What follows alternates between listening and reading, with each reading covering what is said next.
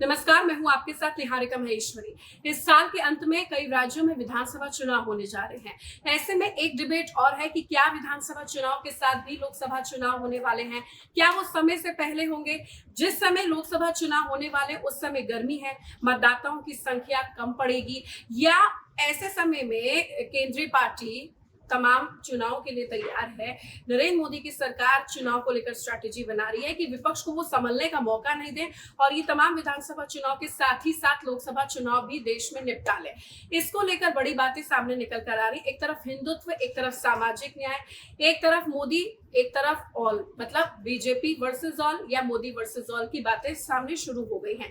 राजनीतिक गलियारों में किस तरीके की चर्चा है और इसके क्या सियासी संकेत मिल रहे हैं? ऐसा क्या हो रहा है कि राहुल गांधी विदेश में तक जाकर नरेंद्र मोदी सरकार की और इन हिंदुस्तान में किस तरीके से डेमोक्रेसी खतरे में उसकी बात कर रही है। वहीं बीजेपी तमाम राज्यों में हार का सामना देख रही है, लेकिन केंद्रीय स्तर पर भी वो ऐसी तैयारी कर रही है, उसके ऐसी स्ट्रैटेजी बनाई जा रही है मोदी और अमित शाह द्वारा कि बहुत ही जल्दी वो विधानसभा चुनाव के साथ लोकसभा चुनाव निपटा सकते हैं, क्या कि ये जो सरदर्द है वो आगे तक कैरी ना हो। क्या कुछ ऐसा हमारे पास है जो हम आपको इस वीडियो में ये बता रहे हैं, उसके पॉइंट्स आपको पहले बताते हैं। सियासी पैंतरेबाजी से साफ होने लग गया है कि अगला लोकसभा चुनाव अमीर बनाम गरीब, हिंदुत्व बनाम सामाजिक न्याय और मोदी बनाम तमाम मुद्दों के बीच में होगा। चर्चाएं, सवाल इन दिनों सियासी गलियारों की कानाफूसी में तैरने लगे हैं।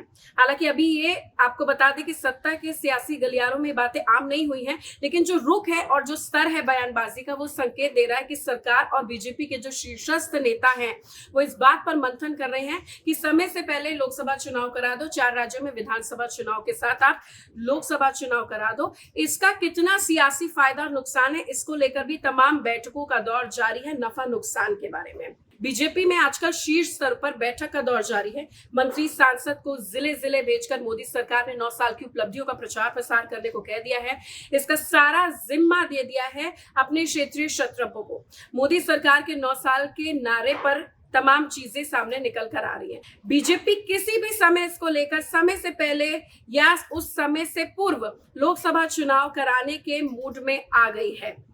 मौसम विशेषज्ञ, जो राजनीतिक तौर पर जो मौसम विशेषज्ञ है, जो राजनीति का मौसम और वक्त की नजाकत और समय की नजाकत को भाप लेते हैं, वो ये कह रहे हैं कि गर्मी जो पड़ेगी अगले साल, उससे सियासी पारा तो बढ़ेगा ही, लेकिन मतदाता भी कम बाहर निकलेंगे। ये बीजेपी के लिए एप्ट सिचुएशन यानी कि मुफीद सिचुएशन नहीं है। अर्थव्यवस्था के मोर्चे पर कुछ अच्छी खबरें सरकार को सुकून दे रही है।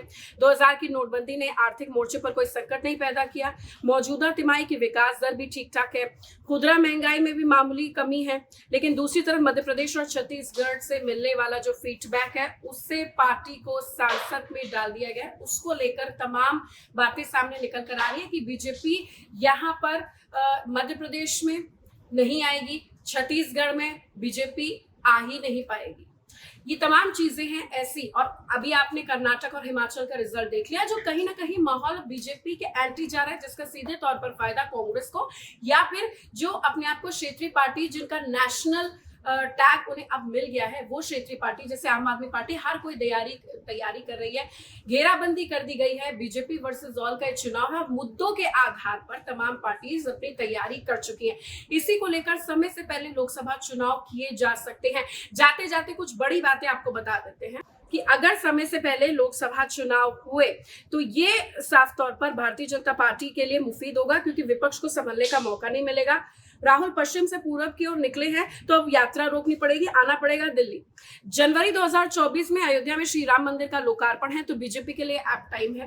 प्रधानमंत्री की रामभक्त छवि, बीजेपी का हिंदुत्व का नारा और अखंड भारत की बात और नेशनलिज्म की बात, राष्ट्रवाद की बात, और तमाम जो चुनाव है वो प्रादेशिक और देश के मसलों पर लड़ा जाता है, लेकिन एंड में जब ये बीजेपी वर्सेस ऑल की बात हो जाती है तो मुद्दे स्थानीय नहीं रह जाते, मुद्दे प्रादेशिक नहीं रह जाते, मुद्दे राष्ट्रीय नहीं रह जाते हैं, बल्कि वो आत्मस्मिता, आत्मसम्मान और राष्ट्रवाद पर रह जाते हैं। बीजेपी कहीं ना कहीं इसका फायदा उठा सकती है, लेकिन विपक्ष भी अब उग रही है, चाहे वो क्षेत्रीय पार्टियों का उदय हो या वो क्षेत्रीय पार्टी जो नेशनल टैग पा चुकी है, वो मोदी के खिलाफ घेरेबंदी तेज कर रही है। बैठकों का दौर जारी है और ये तमाम संकेत अब साफ है कि समय से पहले इन साल विधानसभा चुनाव के साथ ही हो सकते हैं लोकसभा चुनाव।